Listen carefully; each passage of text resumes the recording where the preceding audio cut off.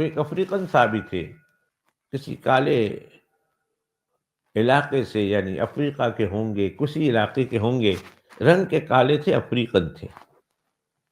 وہ مسلمان ہوئے اور اللہ کے پیغمبر علیہ الصلوۃ والسلام کے ساتھ رہنا سہنا تھا، ان کا مسجد میں رہنا تھا، دیکھنا تھا. اللہ کے پیغمبر علیہ السلام کو سفر میں حضر میں دیکھا. ایک اللہ کے پیغمبر علیہ السلام کی ہر اداؤں کو اپناتے تھے. ایک ادا تھی کہ جس سے ان کی خواہش تھی یا کاش یہ میں اللہ کے پیغمبر علیہ السلام کی ادا کو اپنا لوں، لیکن اپنانا ان کے لیے محال تھا، انہیں اپنا سکتے. وہ کیا تھی؟ وہ یہ کہ اللہ کے پیغمبر علیہ الصلوۃ والسلام درمیان سے مانگ نکالتے تھے، اور آپ کو پتہ ہے کہ افشا کے لوگ، افریقہ کے لوگ، ان کے بال ایسے گنگریالے ہوتے ہیں کہ وہ مانگ نہیں نکال سکتے. ان کے بال نہ لمبے ہوتے ہیں نہ نرم ہوتے ہیں، بلکہ گنگریالے ہوتے ہیں، اور اتنے بیچ سے مانگ نہیں نکال سکتے. وہ ہر سنت پر عمل کرتے تھے، لیکن اس سنت پر ان سے عمل نہیں ہو پا رہا تھا، جس سے وہ بہت پریشان تھے، بہت پریشان کہ مجھ سے اللہ کے پیغمبر علیہ الصلوۃ والسلام کی سنت پر عمل نہیں ہو رہا. ایک دن پتہ نہیں ان کو کیا سوجا، بیٹھے بیٹھے اچانک کوئی ترتیب یاد آئی. آگ جلائی اور آگ جلانے کے بعد لوہے کا سیخ رکھ دیا آگ پر.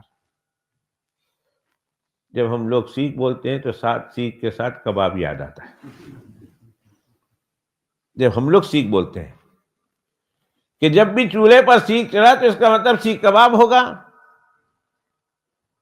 اور وہ صحابی رضی اللہ تعالیٰ عنہ نے آگ جلائی اور اس کے اوپر لوہے کا سیخ رکھا، اور جب لوہا گرم ہو گیا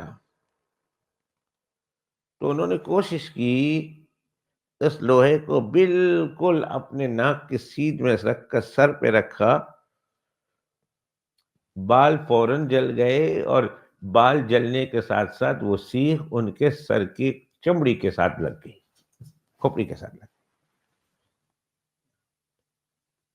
زبردست ادھر میں اسکار ہو گیا، جلنا شروع ہو گیا، اور جل گئی کھوپڑی، اسکن جل گئی.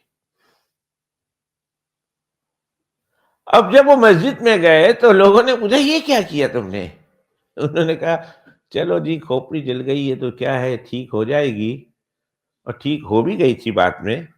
کہا ٹھیک ہو جائے گی، اور ٹھیک ہو بھی گئی ہے، لیکن چونکہ وہ جگہ جلی ہوئی ہے پھر بال نہیں اگتے جلی ہوئی جگہ پر. انہوں نے کہا لیکن اس طریقے پر کر کے میں نے رسول اللہ صلی اللہ علیہ وسلم کی اس سنت پر بھی عمل کر لیا کہ اللہ کے پیغمبر علیہ السلام بیچ سے مانگ نکالتے تھے، میری بھی بیچ میں مانگ آ گئی. لو جی، کس قدر اللہ کے پیغمبر علیہ السلام کے سنتوں کی محبت ان کے دل میں اتری ہوئی ہوگی، اور ان کے دل میں چھپی ہوئی ہوگی، کہ باوجود اس کے کہ وہ اس میں معذور سمجھے جاتے ہیں. ہم ہوتے تو پتہ نہیں کتنے بہانے نکال دیتے، کتنے بہانے نکال لیتے.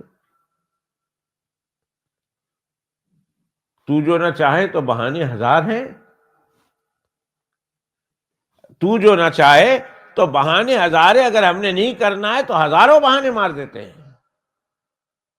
مجھے صاحب دیکھو نا، اب ہم جہاں کام کرتے ہیں نا وہاں سارے یہ ہے نا گورے ہیں نا، تو میں نے کہا وہ گورے منع کرتے داڑھی رکھنے کو،